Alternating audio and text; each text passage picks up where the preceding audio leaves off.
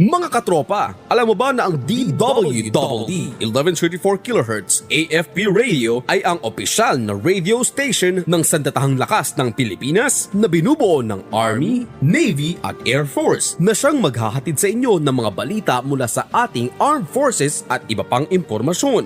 Mga katropa, hanapin at ilike kami sa Facebook, Twitter at YouTube. DWDD AFP Radio, ang boses ng Kawal Pilipino.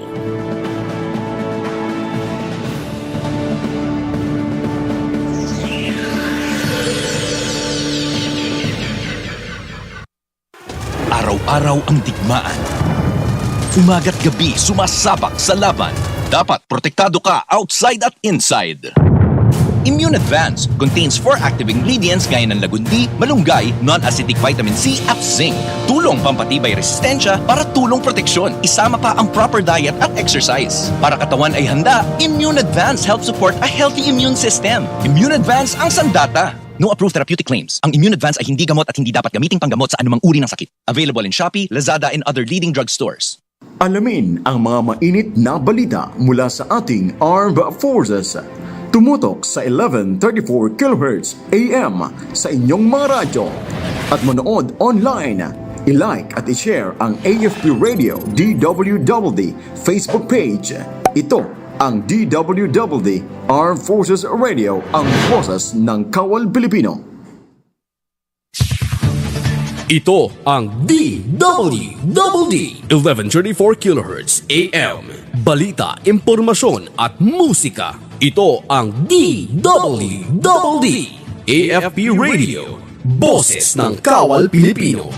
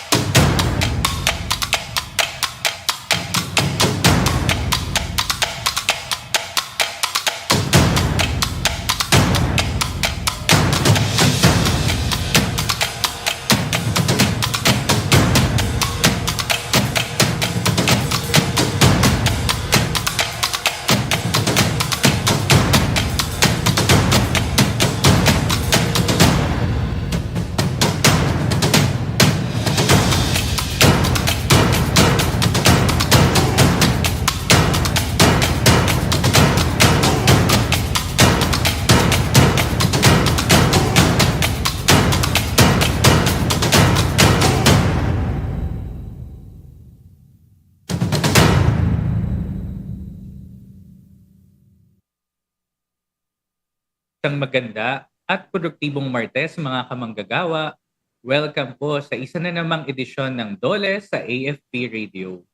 Team Laderas pong muli ang inyong makakasama sa isang oras na talakayan ng mga napapanahong balita at impormasyon tungkol sa paggawa at empleo sa ating bansa. Binabati rin po natin ang ating mga kamanggagawang nakikinig sa kanilang mga radyo via the Armed Forces Radio Channel, DWDD 1134 kHz, pati na rin sa mga nanonood ng ating live stream via the AFP Radio Facebook page at the Department of Labor and Employment Official Facebook page. I-like, mag-comment at i-share nyo na ang ating episode para mas marami pa tayong kamanggagawa at namumuhunan na maabot ngayong umaga. Huling Martes na nga sa buwan ng Marso, pero tuloy-tuloy pa din ang pagbibigay-pugay natin sa mga natatangi at hindi matatawarang kontribusyon ng mga kababaihan sa lahat ng aspeto, lalo na sa patuloy na pag-unlad ng ating bansa. At bilang pakikiisa ng ating programa sa selebrasyon ng National Women's Month, handog po natin sa buong buwan ng edisyon ng ating programa ang mga programang nakatuon para sa ating mga kababaihang manggagawa.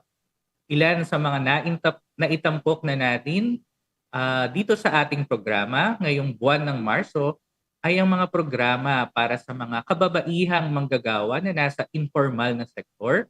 Gayon din ang usapin patungkol sa Expanded Maternity Leave o yung tinatawag nating EML. At syempre marapat lamang nakasunod ng panganganak ay ang pag-alalay para sa ating mga kananay na manggagawa. Huwag mag-alala at merong programa ang DOLE na tumutugon sa usapin ng pagkakaroon ng lactation station sa mga lugar pagawaan. Ang mga detalye nito ang ating pag-uusapan maya-maya lamang kasama si Sir Brent Kenneth Calvo, Labor and Employment Officer 3 ng Women Workers Development Division ng Bureau of Workers with Special Concerns o ng BWSC. Abangan niyo po ang aming talakayan patungkol sa pagkakaroon ng lactation station maya-maya lamang. Bago yan, mag-good news muna tayo.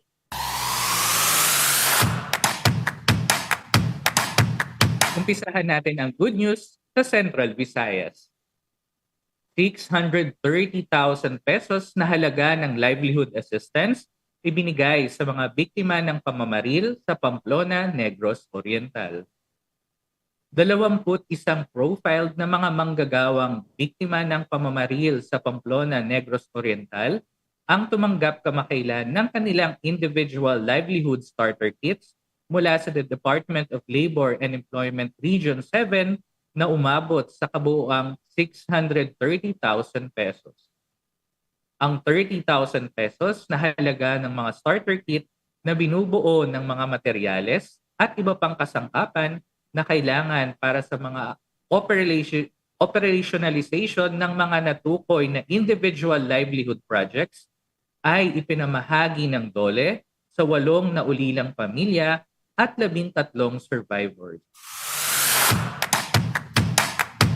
Una dito, ang DOLE Negros Occidental Field Office ay nagsagawa ng profiling sa mga biktima at kanilang mga dependent at nakapagtala ng 21 eligible na tumanggap ng livelihood program. Sa mga natukoy na benepisyaryo, 20 sa kanila ang piniling makisali sa Bigasan ng Bayan Livelihood Project. Bawat isa sa kanila ay tumanggap ng 9 na sako ng bigas, 6 na sako ng mais, 1 unit ng timbangan at mga plastic bags. Sa Sikihor, isang benepisyaryo na naulilang kapatid ng isa sa mga biktima ay handa nang mag-umpisa ng pag-aalaga ng mga baboy. Tumanggap siya ng 4 na piglet, 2.5 sako ng starter feeds, 3 sako ng grower feeds at 1 sako ng finisher's feeds. Sa ginawang turnover ceremony ng livelihood assistance, sinabi ng kinatawan ni DOLE Central Visayas OIC Director Dilia Esteliore na si DOLE Negros Oriental Field Office OIC Maria Teresa Tantiamco na nagsisikap ang DOLE na gumawa ng paraan upang maibsan ang sakit ng mga biktima, lalo na ang mga nasugatan, at mabigyan sila ng alternatibong gawaing pangkabuhayan dahil karamihan sa kanila ay hindi pa makabalik sa trabaho. Ayon pa sa isang biktima mula Bayawan City na nagpapagaling mula sa tama ng bala sa kanyang kanang balikat, hindi niya inaasahan na personal silang bibisitahin ng mga taga-DOLE upang ibahagi ang tulong pangkabuhayang bigasan ng bayan, lalo pat malayo ang kanilang bayan sa tanggapan ng DOLE. Samantala, isa pang benepisyaryo ng bigasan mula Santa Catalina ang inalala ang kanyang kabiyak na inalay ang buhay sa pagiging tapat na lingkod bayan bilang kapitan ng barangay na nasawi sa pamamaril.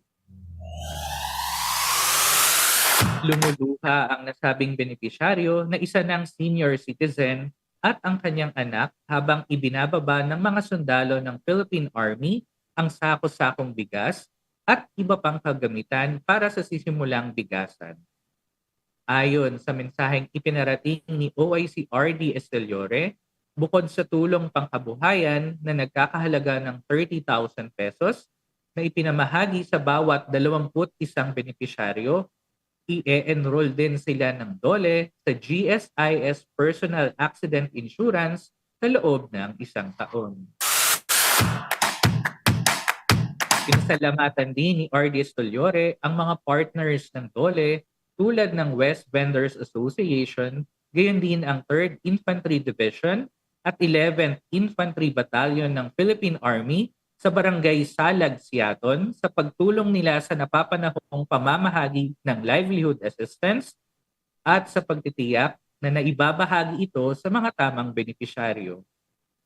Ang naturang livelihood assistance ay sa ilalim ng Individual Projects category ng DOLE Integrated Livelihood and Emergency Employment o DILE program ng Kagawaran. Good news naman tayo mula sa Bicol Region. DOLE Bicol, katuwang sa Kadiwa ng Pangulo Program. Sa pagsisikap ng administrasyon na magbigay ng mga programang naglalayong bawasan at labanan ang mga epekto ng inflation sa bansa, mariing sinuportahan ng DOLE Bicol Region ang Kadiwa ng Pangulo na inilunsad sa kauna-unahang pagkakataon sa Pili, Camarines Norte, kamakailan. Layunin ng Kadiwa ng Pangulo na maabot ang mas maraming lalawigan at lokalidad sa buong bansa upang matulungan ang mga lokal na magsasaka na kumita ng mas malaki sa pamamagitan ng direktang farm-to-consumer food supply chain, pag-aalis ng ilang patong sa pagbebenta at pagbibigay sa mga komunidad ng mas abot kaya at mataas na kalidad ng mga pangunahing produkto. Ayon kay DOLE Bicol Regional Director Maria Zenaida Angara Campita, habang inihahatid ni Pangulong Ferdinand Marcos Jr.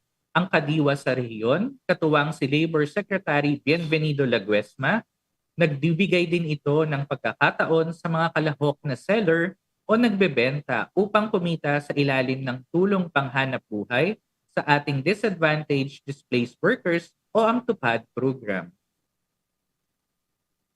39 na mga seller mula sa Department of Labor and Employment, Department of Agriculture, Department of Trade and Industry, Department of Social Welfare and Development, Bureau of Fisheries and Aquatic Resources, Bureau of Jail Management and Penology, at National Food Authority sa Bicol Region ang kabilang sa mga kalahok sa programang Kadiwa.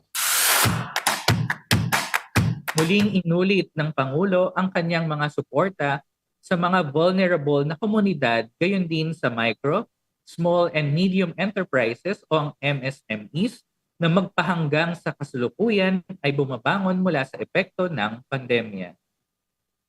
Mula nang inilunsad ang Kadiwa ng Pangulo, patuloy itong naglilingkod sa layuning matiyak na ang mga food commodities ay mabibili sa abot kayang presyo, lalo na sa mga pamilyang Pilipino sa mga lugar kung saan mataas ang demand ng consumer. Sa mahigit 500 outlets sa buong bansa, maraming magsasaka, mangingisda at maliliit na negosyanteng Pilipino ang mas malaki ang kinikita sa pamamagitan ng direktang farm-to-market consumer trade. At good news naman tayo mula sa rehiyon ng Cagayan. Mga estudyante ng abogasya sa Cagayan Valley nabigyan ng first-hand orientation sa alternative dispute resolution. 6 na mag-aaral ng abogasya mula sa University of Cagayan Valley o UCV ang nakakuha ng first-hand orientation sa alternatibong paglulutas ng hindi pagkakaunawaan sa mga lugar pagawaan mula sa DOLE Regional Office 2 nitong nakaraang linggo ng kasalukuyang buwan. Ayon kay DOLE Cagayan Director Joel Gonzales, nagkaroon ng pagkakataon ang 6 na estudyante na matuto at masaksihan ang DOLE Single Entry Approach o ang tinatawag nating SENA na pinakamabuting paraan kung saan makakakuha ng impormasyon tungkol sa mga batas paggawa at magkakaroon ng karampatang exposure sa mga legal na issue at alalahanin sa totoong mundo.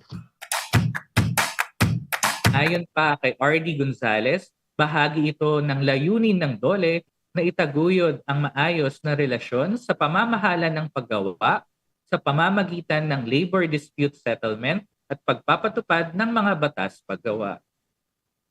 Pangunahin sa mga paksang tinalakay ay ang single entry approach, na uri ng paglutas sa hindi pagkakaunawaan sa mga lugar pagawaan na nagbibigay ng mabilis, walang kinikilingan, hindi magastos, at mabilis na ma-access na paraan sa pag-aareglo ng lahat ng mga issue o salungatan sa paggawa upang maiwasang humantong sa pagiging full-blown na salungatan o kaso ang mga ito. Pinangunahan ni DOLE Region 2 Labor Relations Unit Head na si Ginoong Onofre James Mendoza ang naturang orientation sa tulong ng mga staff ng Mediation Arbitration and Legal Services Unit at Labor Standards Unit ng kanilang rehiyon. Ang ganitong uri ng pakikipagtulungan ay maaaring maging isang mahusay na pagkakataon para sa mga mag-aaral ng abogasya upang mapaunlad ang kanilang mga kasanayan at kaalaman sa isang praktikal at makabuluhang paraan, lalo pa sa mga katulad nila na interesadong magpatuloy sa karerang may kinalaman sa batas paggawa o may kaugnay na larangan. At yan po ang mga good news na tampok natin ngayong umaga. Susunod na po ang ating panayam kay Sir Brent Kenneth Calvo, Labor and Employment Officer ng Women Workers Development Division ng Bureau of Workers with Special Concerns patungkol sa pagkakaroon ng lactation station sa mga lugar pagawaan. Mamaya po yan pagkatapos ng ilang mga paalala. Oras natin, 15 minuto makalipas ang alas 11 ng umaga. Mga katropa, alam mo ba na ang DWDD 1134 kHz AFP radio ay ang opisyal na radio station ng sandatahang lakas ng Pilipinas na binubuo ng Army, Navy at Air Force na siyang maghahatid sa inyo ng mga balita mula sa ating Armed Forces at iba pang impormasyon. Mga katropa, hanapin at ilike kami sa Facebook, Twitter at YouTube. DWDD AFP Radio, ang boses ng Kawal Pilipino.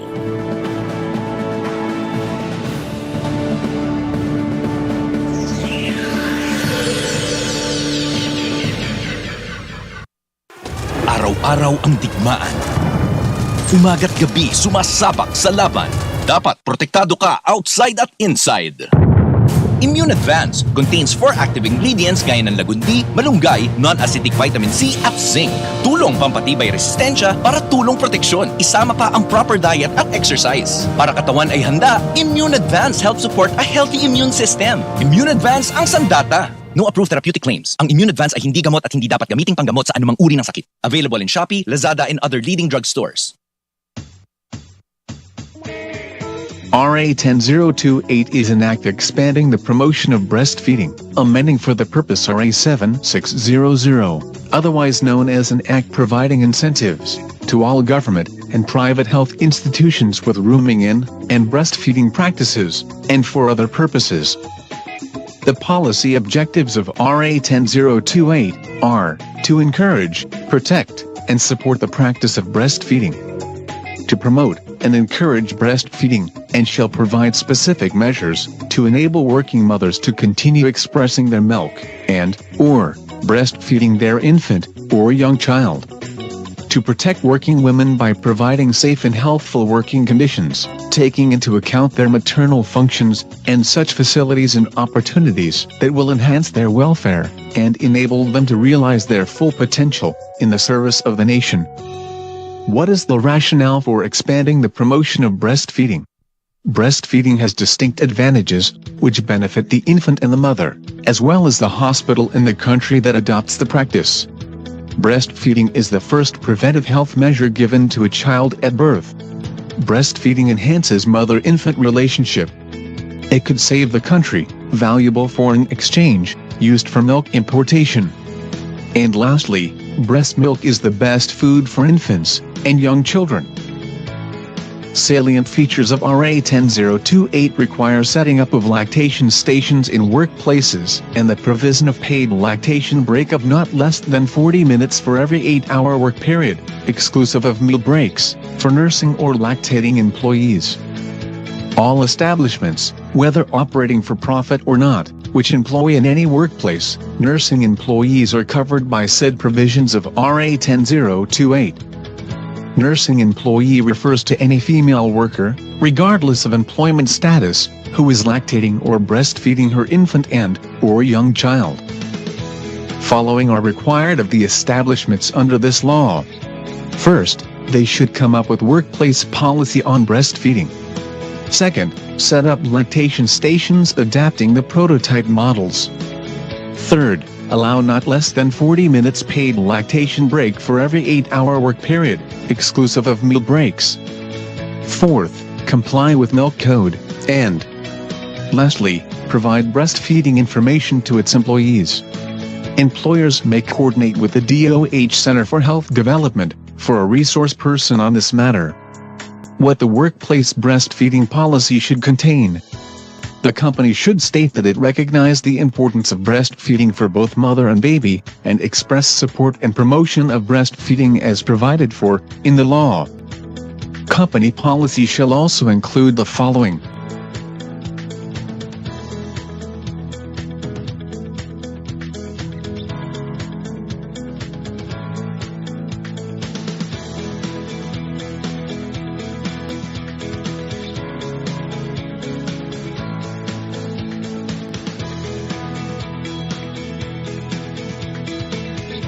What is the general policy on lactation periods? First, the company should allow break intervals for breastfeeding or expressing milk among nursing employees, in addition to the regular time off for meals. Second, intervals include the time it takes an employee to get to, and from the workplace, to the lactation station. Third, break intervals shall be counted as compensable hours worked. The Department of Labor and Employment may adjust the same, provided that such intervals shall not be less than a total of 40 minutes for every 8-hour working period. Administrative sanctions and/or penalties under RA 10028, which the DOH may impose upon private establishments for unjustifiable refusal or failure to establish lactation stations and/or observe mandated lactation periods for its nursing employees, are as follows.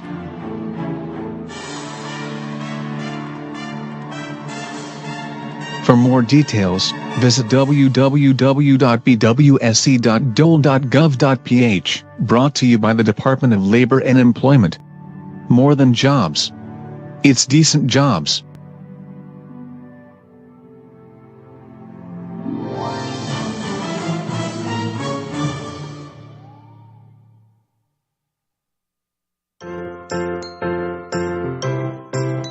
Employment-related provisions of RA 10028, or the Expanded Breastfeeding Promotion Act of 2009 requires private establishments to set up lactation stations and provide lactation breaks in workplaces. An employer would think that setting up a lactation station at the workplace is hard to do. Actually, it is not that complicated. We will show you how.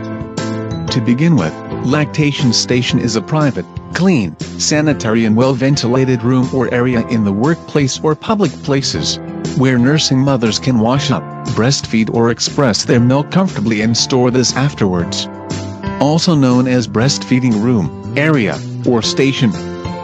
Of course, there are the equipment, facilities and other items to be found in the lactation station like a lavatory with soap and water for hand washing, small table, comfortable seats, refrigeration or appropriate cooling facilities for storing expressed breast milk, electrical outlets for breast pumps, which is optional. We have to provide the additional requirements from the Department of Health to qualify for their mother-baby friendly certificate.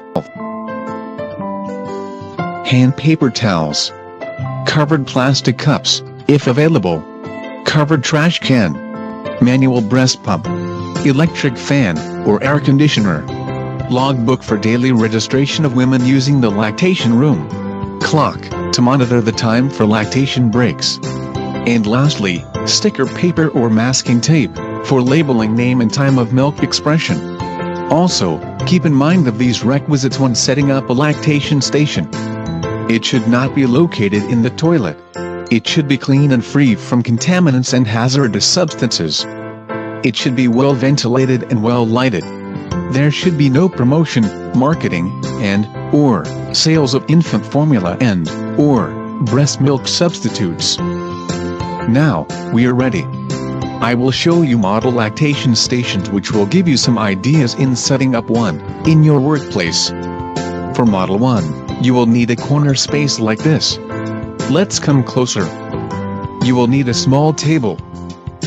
Beside it, place a smaller table or a stool for the basin. Now, put the basin on top of the smaller table. Place a water container with spout on the table. We now have an improvised sink with running water. The basin below will collect the used water. Not to be forgotten, we have to provide our lactating worker with a comfortable chair. To ensure privacy for an employee to express milk, movable tall cabinets may be used to shield the corner from view. Place another tall cabinet, bookshelf and foldable or movable divider or screen to shield the other side of our station. Expressed milk is kept in containers and stored in cooler. There, you have set up a modest lactation station with minimal cost and did not require a lot of time. But what if there is an existing clinic within the establishment? Then, Model 2 is an option. Come on, let's move around and get started. We could utilize this corner space near the sink. What do you think? We can put the table in the corner. Then, add the chair. The space could be shielded from view by a screen or divider to provide privacy to the lactating employee. There may or may not have refrigerator. If there is none, expressed milk may be stored in coolers. There, we have given you an option that is also quick and not so costly to set up. But then, there are companies which would like to put up a lactation station that befits their corporate stature. So, they may opt for the next model. For Model 3, the employer may build a private room.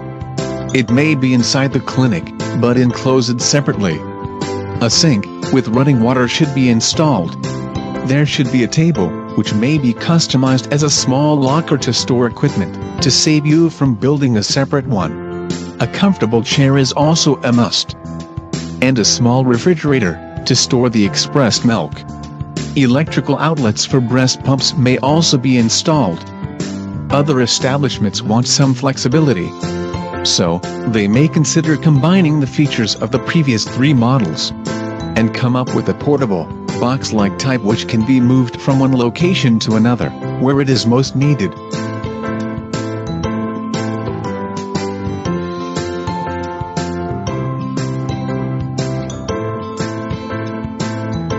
From the outside, it would look like this. A refrigerator may be placed outside. The cubicle should be installed near a sink with running water. Or the sink itself may be installed inside the cubicle. Or, an improvised sink like the one from Model 1 may be utilized. Well, that's all the basic and important things you should know to set up a lactation station in your workplace. For inquiries or clarification, please call the Bureau of Workers with Special Concerns at telephone number 527-2558 or email womendivision@gmail.com, or visit our website at www.bwse.dole.gov.ph. Brought to you by the Department of Labor and Employment. More than jobs. It's decent jobs. Alamin ang mga mainit na balita mula sa ating Armed Forces. Tumutok sa 1134 kHz AM sa inyong mga radyo. At manood online. I-like at i-share ang AFP Radio DWDD Facebook page. Ito ang DWDD Armed Forces Radio, ang boses ng Kawal Pilipino. Ito ang DWDD 1134 kHz AM. Balita, impormasyon at musika. Ito ang DWDD AFP Radio. Boses ng Kawal Pilipino.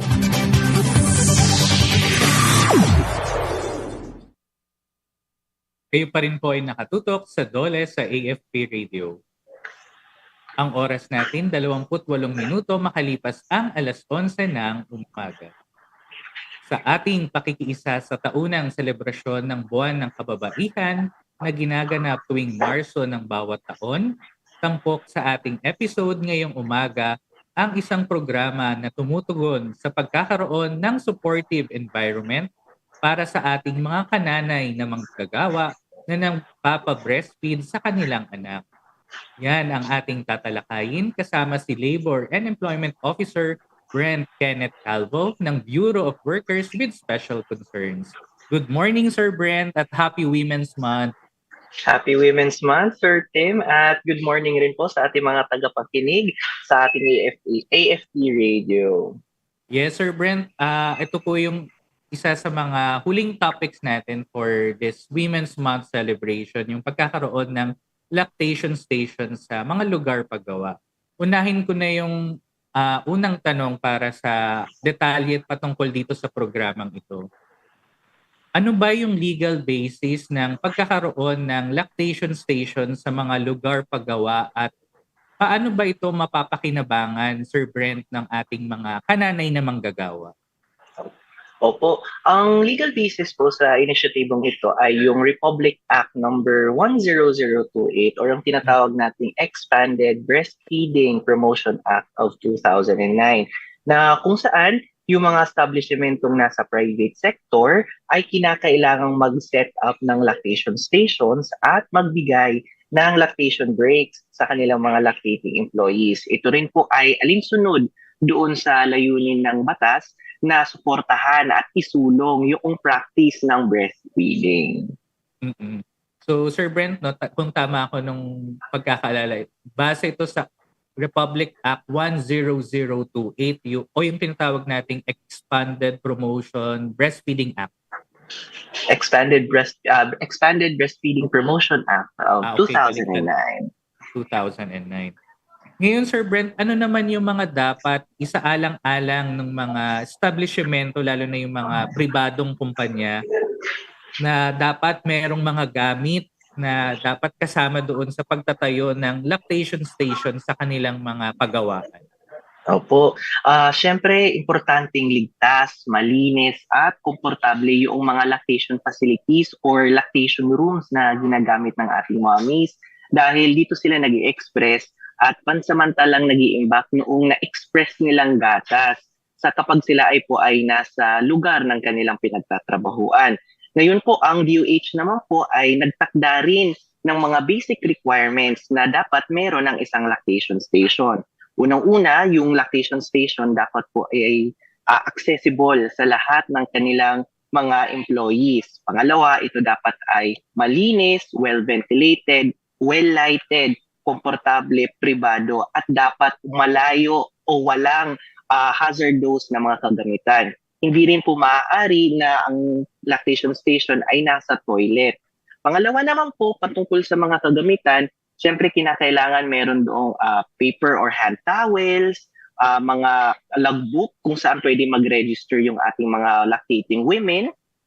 Kasama rin po dito para sa ventilation yung pagkakaroon ng electric fan, air conditioning, orasan, covered trash cans, sticker paper or masking tape na pwedeng gamitin sa pagli-label, at syempre refrigerator or kahit anumang cooling facility na pwedeng pag-imbakan noong na-express na gatas ng isang lactating employee.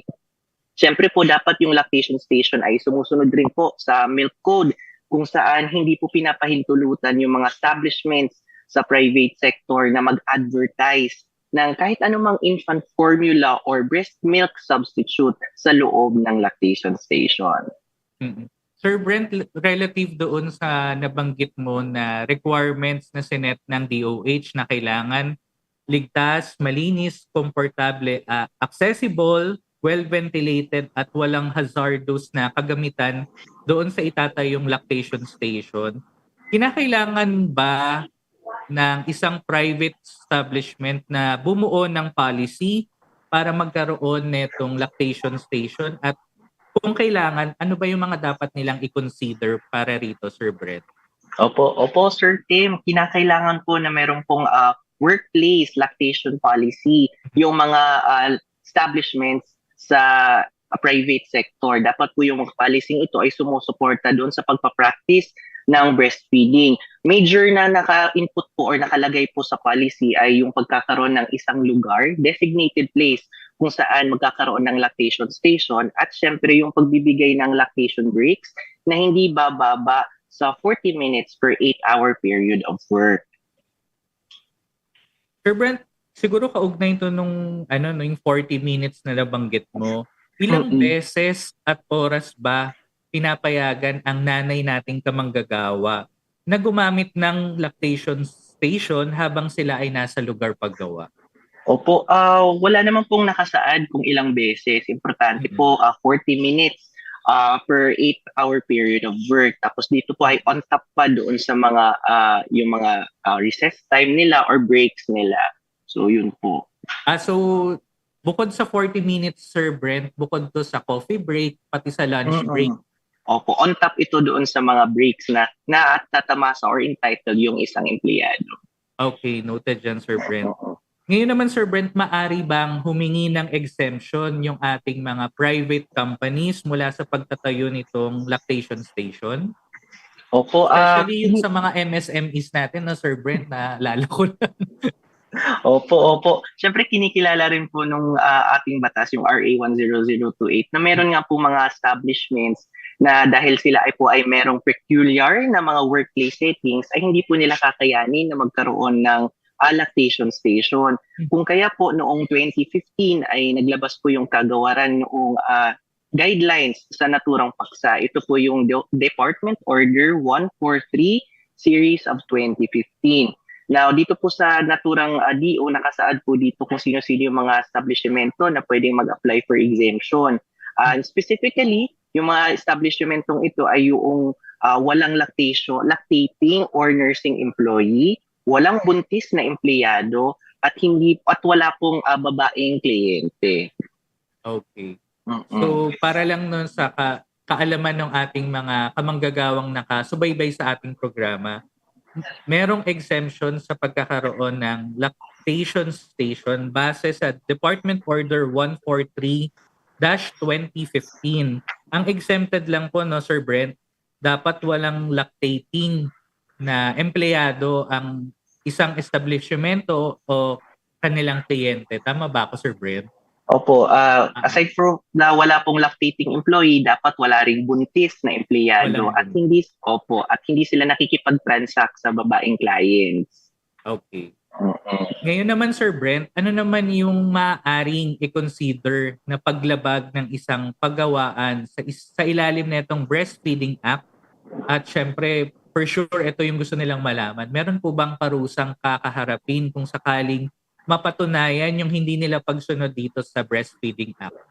Opo, yung mga private establishments po na sa hindi maipaliwanag na kadahilanan ay hindi magtatayo ng lactation stations at hindi nagbibigay ng lactation breaks para sa kanilang mga empleyado ay pwedeng paglabag sa naturang batas. Yung regarding naman po sa sanctions, si DOH po ang nagpapataw nito. For first offense, sila po ay magkakaroon ng fine na hindi bababa sa 50,000 pesos at hindi lalagpas ng 200,000 pesos. Para naman po sa second offense, ito po ay isang fine na hindi bababa sa 200,000 pesos at hindi lalagpas sa 500,000 pesos. Para naman po doon sa third offense, fine na hindi bababa sa 500,000 pesos at hindi lalagpas sa 1 million pesos. Kasama na rin po dito yung kanselasyon noong business permits at saka licenses to operate. Naku, medyo malaki po pala yung kakaharaping parusa ng ating mga establishmentong mapapatunayan na hindi nagbibigay ng lactation station at yung nabanggit niyo po, lactation break. Ulitin lang natin, Sir Brent, ang first offense, hindi bababa ng 50,000 pesos pero hindi lalampas ng 200,000 pesos. Second offense, hindi bababa ng 200,000 pesos pero hindi lalampas ng 500,000 pesos. At yung pinakamalalang offense, third offense, 500,000 pesos pero hindi lalampas ng 1 million pesos at may kasamang kanselasyon ng kanilang business permit. Yan. Ngayon naman, Sir Brent, sino naman yung mga katuwang natin na ahensya dito sa DOLE patungkol dito sa pagpapatupad ng Breastfeeding Act. Kasama na rin yung pagpapatupad ng mga kaparusahan para sa mga mapapatunayang hindi sumusunod dito sa Breastfeeding Act. Opo, ang pinakakatuwang po ng DOLE sa pagpapatupad ng RA 10028 or ng Breastfeeding Promotion Act, opo, ay yung Department of Health or yung DOH. Mhm. Bukod po sa Department of Health, Sir Brent, kasi since may fine, kasama ba natin dito ang PNP or DILG? Sa pagbibigay po kasi ng sanctions, si DOH po ang nagpapataw ng sanctions sa establishments. Okay, Sir Brent. Mm-mm. Ngayon, Sir Brent, ito naman sa ating mga kananay na manggagawa. Kung may mga katanungan o nais mag-report patungkol dito sa lactation station at sa mga benepisyong nararapat sa kanila, saan po sila maaaring makipag-ugnayan, Sir Brent?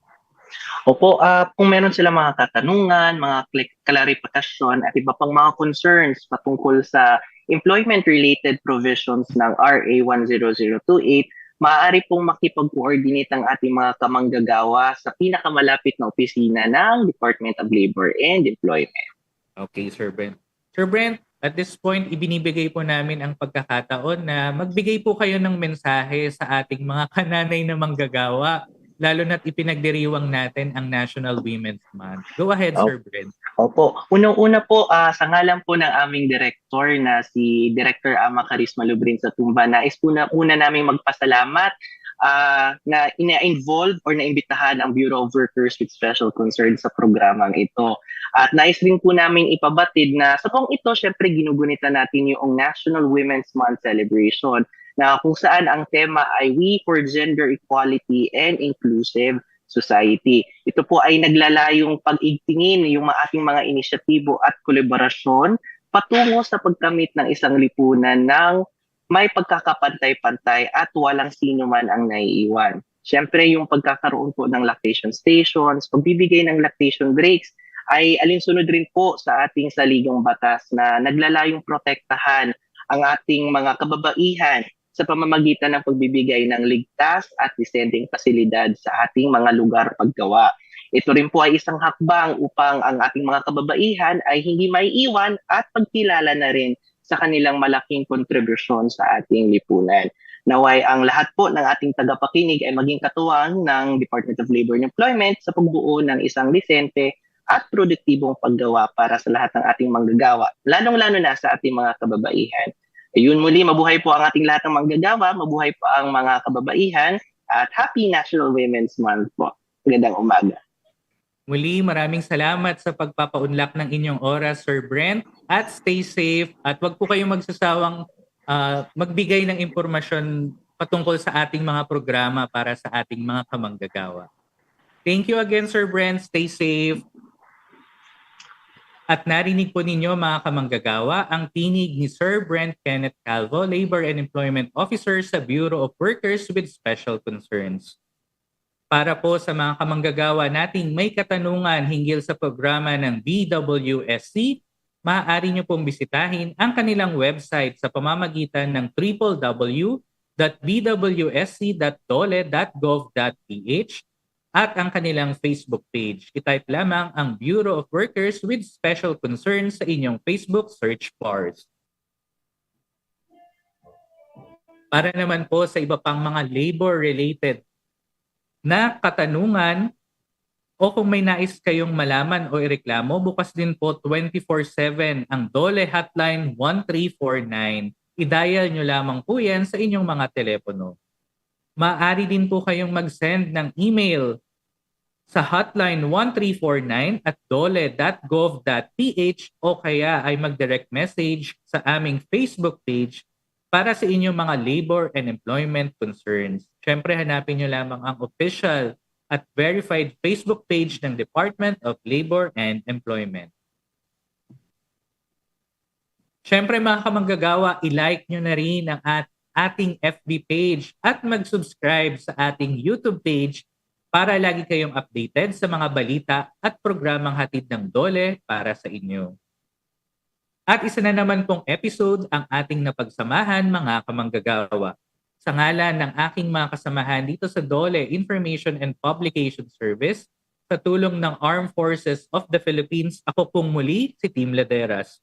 Tutok po kayong muli sa susunod na Martes, dito lamang sa Armed Forces Radio, DWDD 1134 kHz at DOLE Official Facebook para sa iba pang mga programa at serbisyong hatid ng DOLE sa bawat manggagawang Pilipino. Dito lamang yan sa DOLE sa AFP Radio. Oras natin, 44 na minuto makalipas ang alas 11 ng umaga.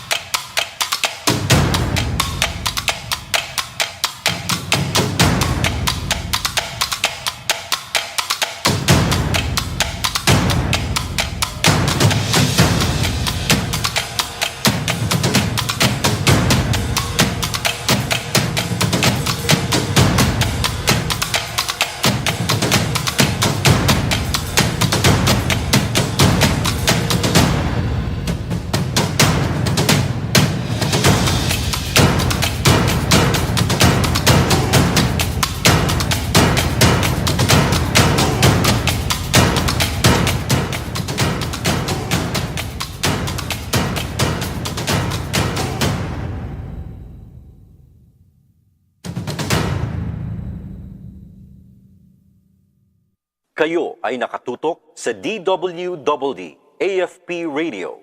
Kami po ay kasapi ng KBP, Kapisanan ng mga